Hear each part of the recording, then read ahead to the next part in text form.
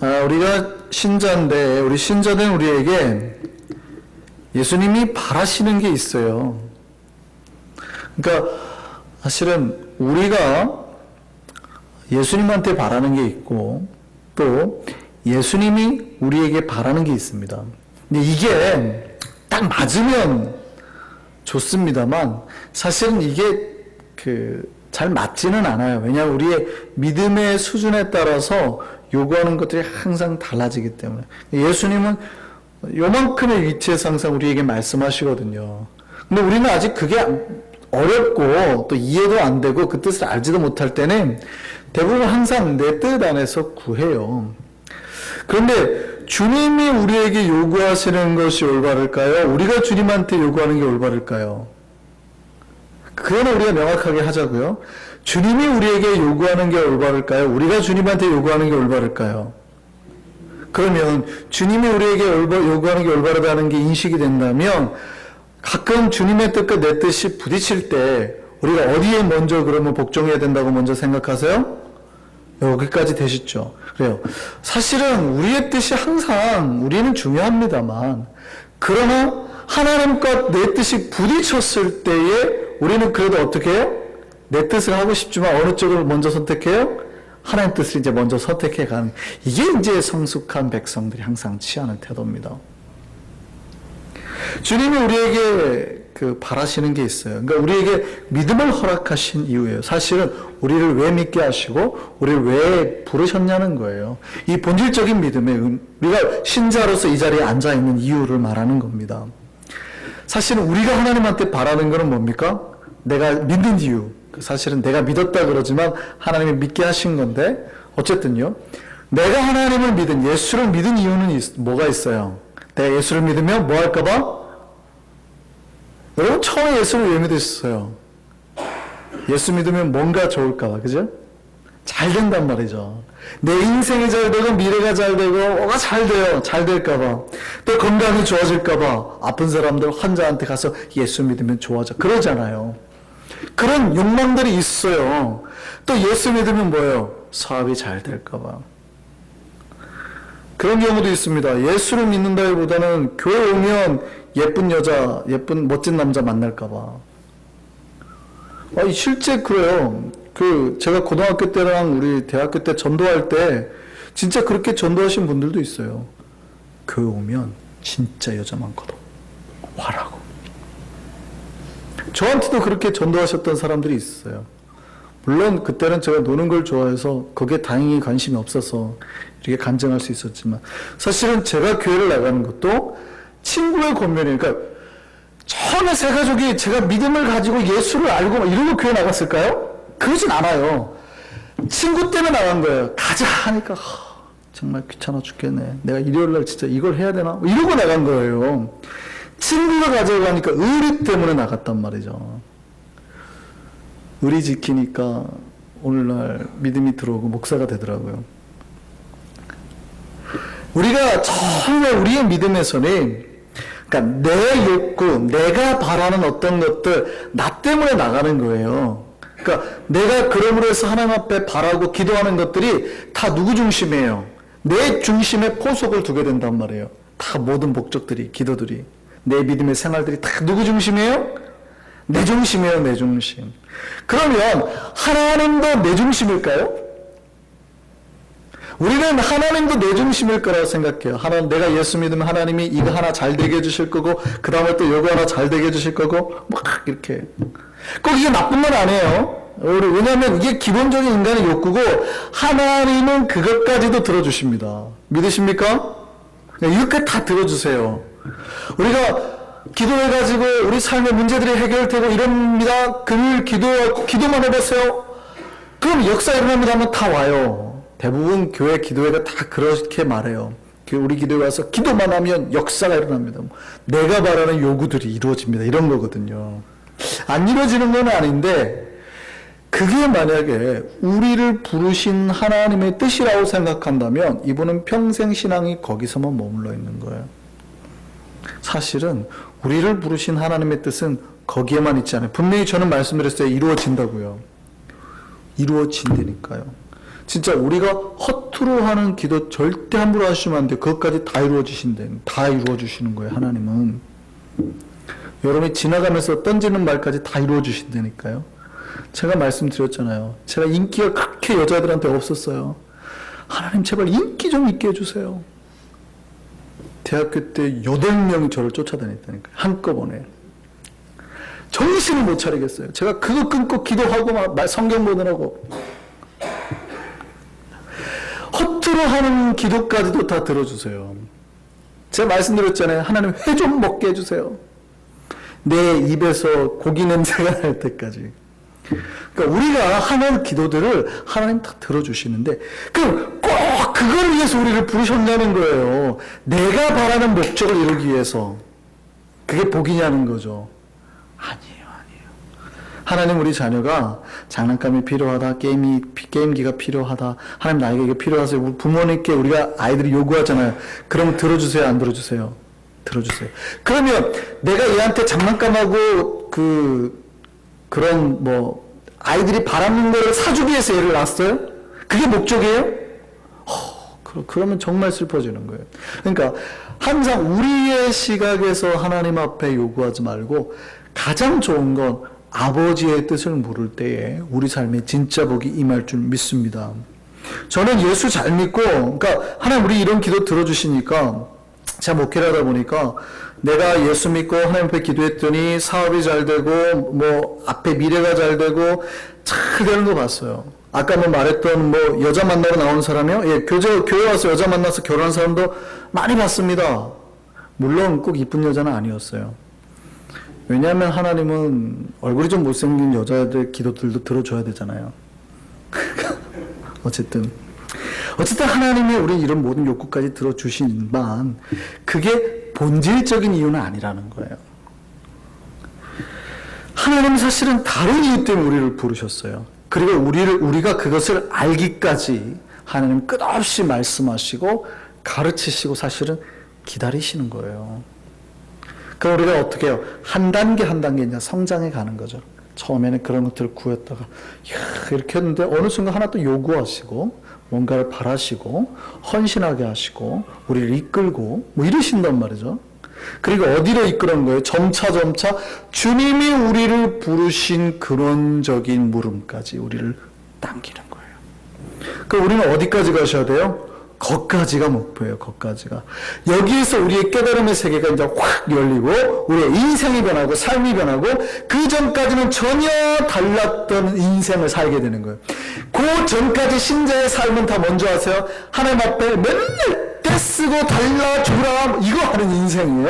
근데 이 깨달음의 세계가 열리는 순간부터 제2의 신앙의 인생을 사는 거예요. 나를 부르신 목적. 내가 어떻게 살아야 되겠구나. 내가 이제 저를 놓고 어떻게 살아야 되겠구나. 내 인생의 의미가 확 달라지는 거예요.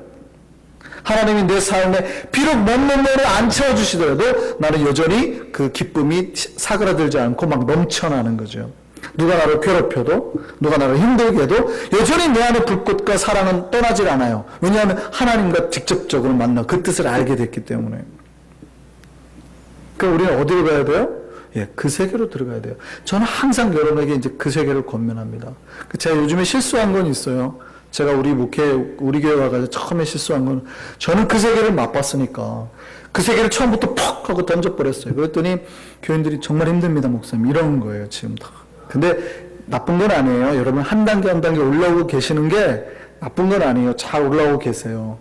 근데 제가 바라는 건 이 다음 세계를 반드시 경험하셔야지 진짜 눈이 열린다고요. 그러기를 바라는 마음입니다. 그러면 진짜 하나님 우리를 부르신 이유가 뭘까요? 진짜 하나님 우리를 부르신 이유. 우리를 복주고 잘되게 하고 이런 것도 있지만 진짜 우리 하나님 부르신 이유가 있거든요. 누가복음 9장 23절에서 24절 한번 보시죠. 같이 한번 읽겠습니다. 시작.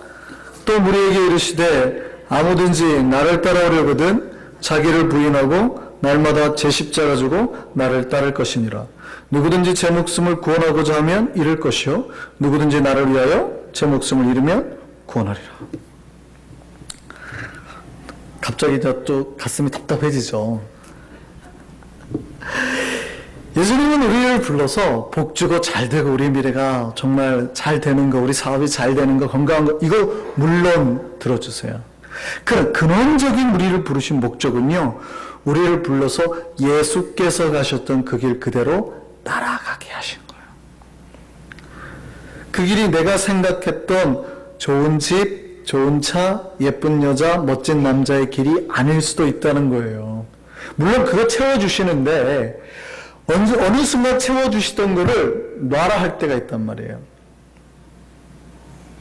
너희가 아직 믿음이 어릴 때는 게임도 주고 뭣도 주고 다 주는데 이제는 다 컸어요. 20살이 되면 이제 그 장난감 놀 때가 됐어. 또 아직까지는 만지면 안 돼 하고 어느 순간 뭐라 그래요? 이제 그만 놔. 옆집 갖다 줘. 할 때가 온단 말이에요.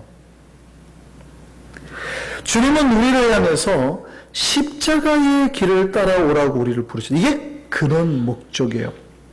그러니까 오늘 본문 말씀을 자세히 보세요. 우리를 부르신 이유가 뭐예요? 예수를 믿게 한다는 거는요, 예수를 위해서 뭐를 거는 걸 말하는 겁니까? 목숨 내놓으라는 거예요.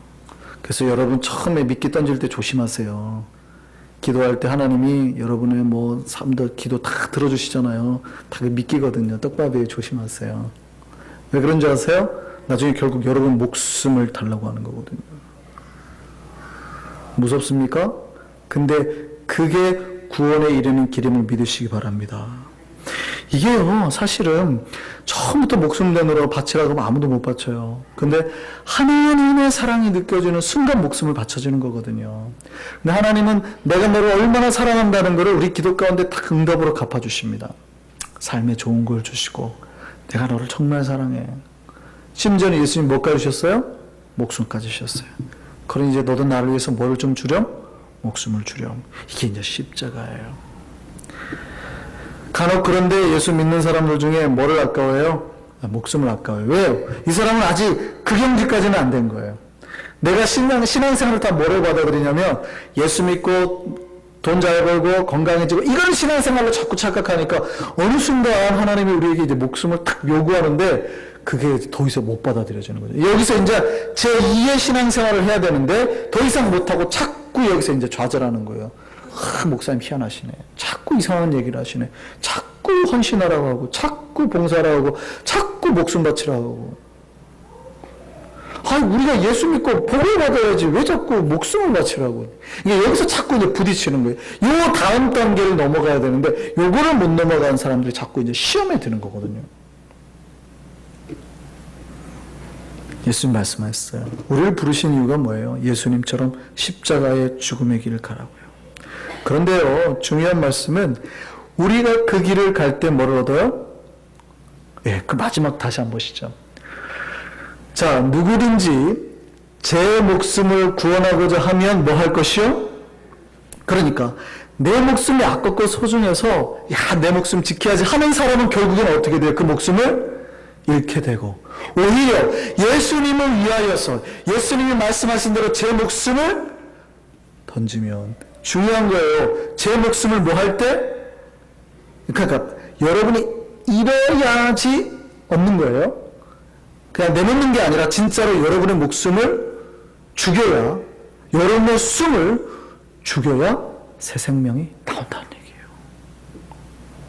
이게 신앙의 비밀입니다. 그래서 우리가 처음 예수 믿고 기도하는 새가족 때는요, 기도하면 왜 이렇게 잘 이루어져요? 그거 아시죠? 여러분 새가족들이 기도하면 하나님 잘 들어주시는 것 같잖아요. 근데 어느 순간 내가 기도하는데 안 들어줄 때가 더 많은 것 같죠. 그때부터 여러분의 영적인 눈이 열려야 돼요. 뭐 한 줄 아세요? 이제는 자꾸 하나님이 거부하시는 거예요. 너 장난감 가질 때가 아니거든. 또 장난감 달라고 그래? 왜냐면 15살이 됐거든요. 여전히 레고 사달라고 그래요. 아니 이제 그만. 딱 거절하는 거예요. 아빠 레고 한 번만 더 사줄게. 절대 안 돼. 딱 들어줘요. 기도하면 된다 했는데 막 그러니까 그때부터 막 멱살 잡고 아니요. 어느 순간부터는 기도해도 안 되는 게 있다고요. 그때는 제발 이 영적인 눈이 뜨셔야 돼요. 더 이상 그걸 요구하실 때가 아니에요. 하나님이 바라는 길을 떠나실 때예요. 헌신과 봉사와 죽음의 길을 떠나실 때라고요. 중요한 거는요, 네 목숨이 잃어지면이라는 조건이죠. 그러니까 우리가 하나님 앞에 내 목숨을 잃을 때야 비로소 뭐가 와요? 구원, 새로운 생명이 나에게 덧입게 된다. 그러니까 예수님이 우리를 부르신 이유가, 근원적인 이유가 뭐예요? 근원적인 이유가 우리가 잘 되고 이것도 이거 맞죠. 이게 없다는 얘기가 아니에요. 제발 그런 거 아니에요. 다 잘 된다니까요. 이거는 기본적으로 잘 되는 거예요. 우리 아들이 잘 못 될 수가 없잖아요. 내 자식인데. 근데 이놈이 15살, 20살이 된 대로 레고를 사달라고 하면 절대 안 사준다니까요. 이제 새로운 세계에 눈 떠야 된다고요. 진짜 우리를 부르신 이유가 뭐예요? 사실은요, 우리를 죽게 하기 위해서예요. 그래야 우리에게 진짜 생명이 임하기 때문에. 여러분이 세례받고 죽잖아요. 여러분이 세례 안 받으면 부활이 없어요. 죽지 않으면 부활이 없어요. 그러니까 여러분이 죽지 않으면 절대 천국 못 가는 거예요. 절대 새 생명을 못 얻는 거예요. 그 죽음의 비밀을 깨달으라는 거예요. 하나님 앞에, 예수님 앞에 십자가의 그 죽음을 경험하라는 거예요. 그러니까 다시 한번 마지막으로 결론적으로 하죠. 예수님 우리를 왜 부르셨다고요? 나를 죽게 하기 위해서. 여러분 많은 책을 읽으셨을 겁니다. 제가 여러분에게 나눠줬죠. 팬입니까 제자입니까 쓴 카일 아이들만 목사님이 그래서 이렇게 말씀하셨어요. 그리스도의 제자의 슬로건은 단 한마디다. 그거는 미국 목사님이니까 영어로 했어요. Come and die. 우리를 부르신 이유가 뭐예요? Come and die. 와서 죽어라. 이게 우리를 부르신 목적이라는 거예요. 그러니까 이 목사님은 우리를 부르신 예수님의 명령을 정확하게 설명하고 있다고요. 그런데 이런 구호로 설교를 하거나 전도를 하면 아무도 안 올 겁니다. 그렇죠? 감사한 거는 그래도 우리 교회는 다행이잖아요. 다행히 우리 교회는 come and see인데 거기는 come and die잖아요. 얼마나 다행인지 몰라요. 그죠? 우리는 그래도 우선 아직 죽지는 않잖아요. 살아서 주를 보옵니다. 우리는 살아서 주를 보옵니다. 이거잖아요. 우리는. 본질적인 근데 이유는요. 우리가 우리를 부르신 본질적인 이유는 죽어야 돼요. 이때 진짜 복의 역사가 열리는 이게 새로운 세계거든요. 이게 신자의 새로운 세계예요. 이거를 맛보신 분도 계시고 아직 살짝 맛봤다가 내려온 분도 계시고 그래요. 참 안타까운데 근데 이 세계를 맛보면은 누군가가 나를 괴롭히고 힘들게 해도 절대 뒤돌아서지 않아요. 왜냐하면 주님이 내 세계를 열어준 그것이 다시 닫혀지지 않는 거거든요. 헌신하는 백성은 절대 뒤돌아서지 않습니다. 그러니까 여기서 마더 테레사가 하나님의 일을 하면서 힘들고 어려운 일이 없었을까요? 있었어요. 그럼에도 불구하고 그 길을 포기합니까? 안 합니까? 절대 안 하죠. 왜요? 새로운 세계를 맛봤기 때문에. 내가 하나님 믿으면서 뭐가 잘 되고 이런 걸로만 평생 맛본 사람은요, 이 기도가 멈춰지는 순간 하나님을 떠나요. 그리고 내 기도를 들어줄 다른 종교를 찾죠. 절로도 가요. 왜냐하면 절에 갔더니 들어주더라는 거예요. 내 건강 책임져주고. 그래서 절로도 가는 거예요. 그런데 하나님을 만난 사람은요, 그때부터 레고가 안 생겨도 절대 하나님을 떠나지 않는 거예요. 우리에게 그 눈이 열리기를 바랍니다. 주님 우리를 위해서 왜 부르셨어요? 죽으라고 부르신 거예요. 우리가 죽음 위에 부르었단 받았단 말이에요. 이게 기독교의 패러독스예요. 기독교가 그 패러독스죠. 역설이에요. 신이 죽었다. 이런 걸 믿잖아요. 신이 어떻게 죽어요? 근데 우리는 신이 죽었대요. 죽어야 산대요. 죽는 건 죽는 거지 어떻게 살아요? 죽을 때 살아요. 우리를 부르셔서 죽으라고 하세요. 죽는 자가 구원을 얻어요. 이게 다 뭐예요? 기독교의 패러독스거든요. 그럼 우리가 언제 구원을 받는다고요? 죽어요. 그럼 우리 부르신 목적이 그거라니까요. 죽으라고요. 그럼 여러분에게 질문 드릴게요. 죽으셨어요? 사셨어요? 여러분 지금 죽으셨어요? 사셨어요? 말이 애매하죠. 우리가 진짜 죽고 새로운 삶을 사는지 아니면 살아있을 때 아직도 생생하게 그냥 그 내 자아를 살리면서 사는지. 김치를 담글 때요. 우리는 잘 알죠. 처음에 하는 작업이 뭡니까? 외국인들은 잘 몰라요. 김치를 담글 때 우리가 제일 처음에 하는 게 뭐예요? 배추라는 걸 사서 뭐를 해요? 소금에 절이죠. 그러니까 배추가 김치는 아니에요. 김치라는 거는 배추에다가 탁 다져진 속의 양념이 딱 더해졌을 때에 비로소 김치라는 거거든요. 근데 이 배추가 김치가 되기 위해서 과정 중에 제일 중요한 것 중에 하나가 절이는 과정입니다. 이 절이는 게 뭔지 아세요? 우리는 한국 사람들은 굉장히 그 기독교적인 신앙의 메시지가 이미 삶 속에 배어있는 말이에요. 소금을 절이는 걸 뭐라고 그래요? 숨 죽인다고 그래요. 숨을 아예 죽여버린대요.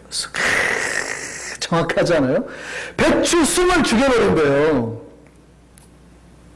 배추 숨을 죽인 다음에 뭘 넣어요? 비로소 양념이 들어가요.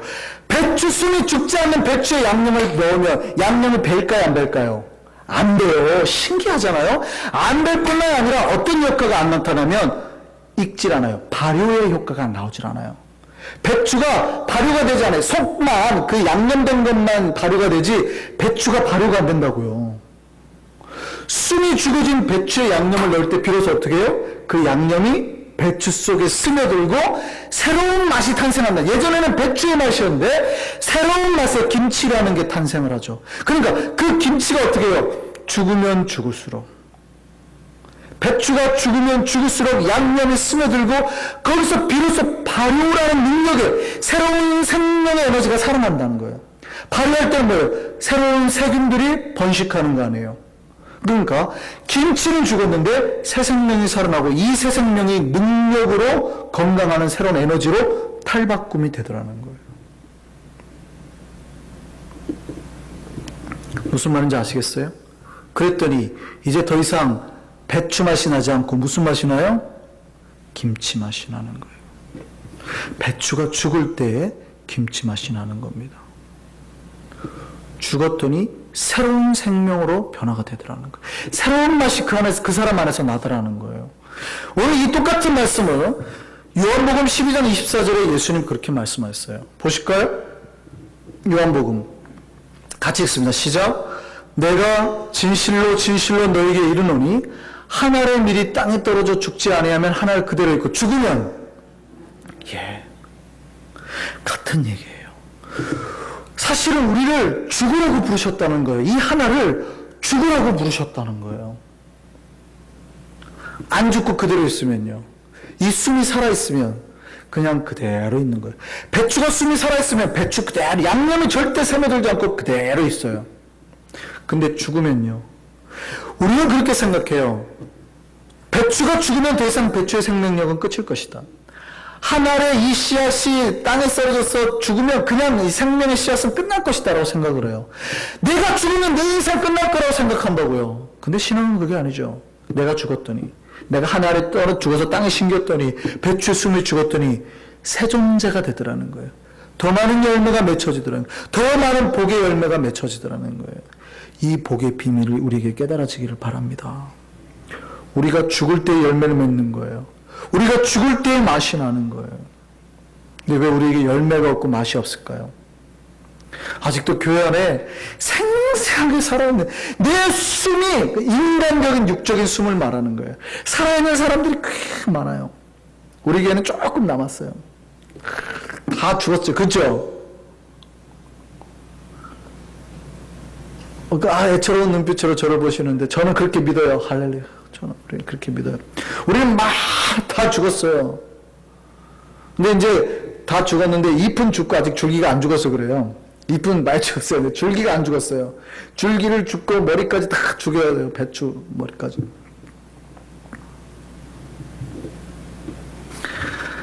아직도 자기가 숨을 죽이지 못하고 살아있는 신자들이요, 교회를 자기 맛으로 배려놔요. 교회는 오래 익은 깊은 묵은 김치 맛이 나야 되거든요. 양념이 잘 배어서. 그럴 때 환상적인 역사들이 나오는 거예요. 근데 이 생생하게 살아있는 사람들이 막 휘짓고 다녀보세요. 그럼 막 직분도 받고, 그러면 교회가 시끄러워지는 거예요. 부서별로 난리가 나는 거예요. 맛있는 백성들로 바꿀 수 있는 방법 알려드릴까요? 제가 이제 목회를 하다 보면 간혹 여러 군데에서 이제 김치가 한국 같은 데 특히 이제 김치가 많이 선물로 들어와요. 김장을 하면 거의 집집마다 주니까 김장철 되면 막 김치가 차고도 넘쳐요. 근데 간혹 진짜 맛있는 김치가 있고 좀 맛없는 김치가 있어요. 그럼 이 맛없는 김치는 어떻게 할까요? 안 먹게 되잖아요. 근데 이 맛없는 김치를 맛있게 먹는 방법 알려드릴까요? 맛있게 담은 김치 그 안에다가 넣어버려요. 저희 집사람이 알려준 방법이에요. 저는 잘 몰라요. 넣어버려요. 그럼 있잖아요. 그 발효의 역사가 김치 맛있는 것의 역사가 얘를 변화시켜 버리더라고요. 이게 교회입니다. 교회는 뭔지 아세요? 세상 속에서 자기 뜻대로 아직도 살아있는 사람들이 들어오잖아요. 그 속에 던져지면 맛있게 익은 사람들 속에서 그냥 같이 발효가 돼버리는 게 교회예요. 근데 교회 왜 이 발효의 역사, 능력 역사가 안 일어날까요? 다 익었어야 되는데 다 안 익고 막 새파랗게 살아서 돌아다 너무 많으면 그 독에다가 아무리 맛있는 이 김치 한 경지 넣어봤자 역사가 안 나타나는 거예요. 죽은 존재들이 많을 때, 내가 자아가 죽고 그리스도의 맛으로 새로워진 존재들이 많을 때 그냥 아직도 시퍼렇게 살아있는 거 쑥 넣으면 그냥 같이 익어버리는데 그게 안 된다는 얘기예요. 우리는 오늘 예수님의 뜻을 알아야 됩니다. 예수님 뜻이 뭐라고요? 죽어야 되는 거예요. 그래서 제가 교육전사 시절에 새파랗게 살 때 그때는 담대했죠. 자살합시다. 이런 비슷한 류의 설교예요. 예수 그리스도 믿는다는 건 죽어야 된다는 거거든요. 그래서 제가 강하게 액센트를 주려고 제가 그때 그렇게 배웠어요. 설교의 제목을 강렬하게. 그래서 교인들의 이 관심을 끌어라. 그러나 아무도 그 내용을 모르게. 마치 그게 있어요. 목사여 카피라이터가 되라. 뭐 이런 책 제목이 있어요. 광고 카피라이터가 되라. 그래서 제가 강렬하게 썼죠. 자살합시다. 난리가 났어요. 장로님들 쫓아오. 무슨 설교 제목이 자살합시다입니다. 내용을 들어보시라고. 설교를 다 듣고 왔는데도 막 따지는 거예요. 근데 이 설교는 은혜로웠어요. 이 뜻이요. 명확한 거예요. 예수님을 그 뜻을 아는 사람은 스스로 날마다 죽이는 거예요. 나는 날마다 죽노라. 아세요? 우리가 이 사실을 깨달아야 된다고요. 여러분에게 묻습니다. 여러분 날마다 죽어야 될 존재임을 아십니까? 모르십니까? 아십니까? 모르십니까? 깨달으셨기를 바랍니다. 그럼 이제 어떻게 하셔야 될까요? 죽으려고 해야 될까요? 안 죽으려고도 해야 될까요? 참 안타까운 일이에요. 이 죽는다는 길이 쉬운 일이 아니거든요. 그러니까 우리가 죽어야 되는 줄 알면서도 어떻게 해요? 우리는 살살살살 살 길을 계속 피해다녀요. 그렇게 신앙생활을 해요. 그러니까 죽음은 고소하고 힘들고 어려운 일은 빠지고 막 그러죠. 그래서 어느 교회마다 비슷해요. 우리 찬양대만 그득그득하고 대부분 부서나 교육부 이런 데는 잘 안 가요. 왜냐하면 얼굴이 절대 안 드러나거든요. 제가 말씀드리잖아요. 찬양대도 앞자리만. 우리 교회는 제발 앞자리라도 앉으시면 좋을 것 같아요. 우리 교회는 제발 좀 드러나야 돼요.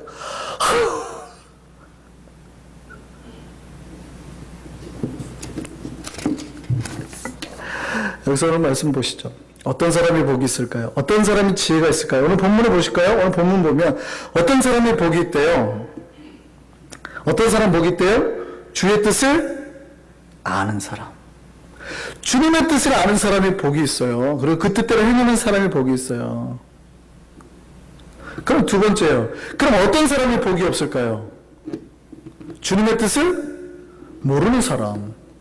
주님의 뜻을 모르는 사람은 항상 자기 뜻대로 하고 자기 방식대로 하는 거예요. 근데 이 사람보다 더 복이 없는 사람이 있어요. 가장 복이 없는 사람. 오늘 성경에 보니까 가장 복이 없는 사람이 있대요. 누굴까요? 찾으셨어요? 47절 48절에 뭐라 그래요? 47절 48절입니다. 시작.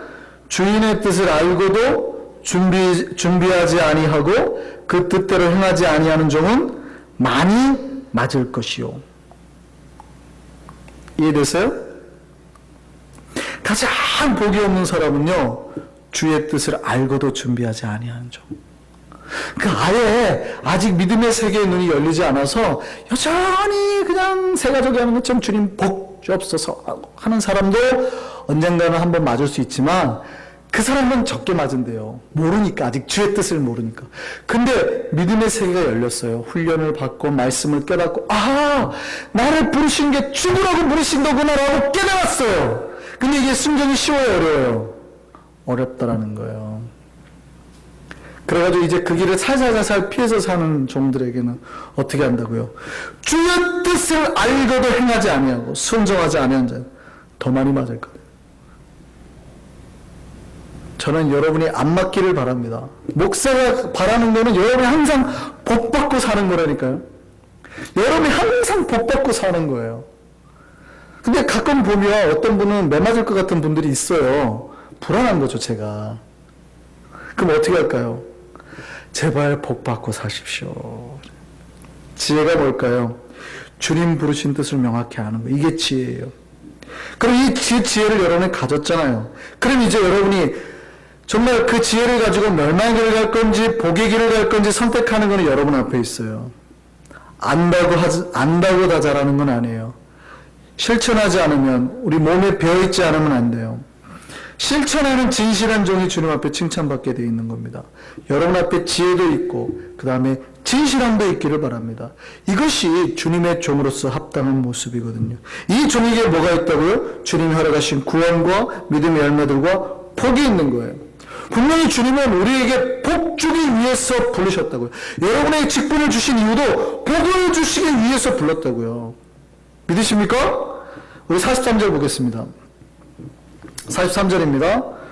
주인이 이를 때에 그 종이 그렇게 하는 것을 보면, 그 종이 하나님의 뜻을 알고 순종하는 것을 봤을 때 그 종은 뭐가 있어요? 복이 있으리로다. 할렐루야. 여러분에게 뭐가 있어야 된다고요? 복이 있어야 된다고요. 언제 복이 있어요? 여러분이 죽어야 되는 걸 알고 죽고 헌신하고 충성할 때 복이 있다고요. 여러분 복 받는 인생 살기를 바랍니다. 참 여러분에게 지혜와 진실함이 있어서 정말 하나님 앞에 복 받는 청지가 다 되기를 간절히 바랍니다. 시간 기도하시겠습니다.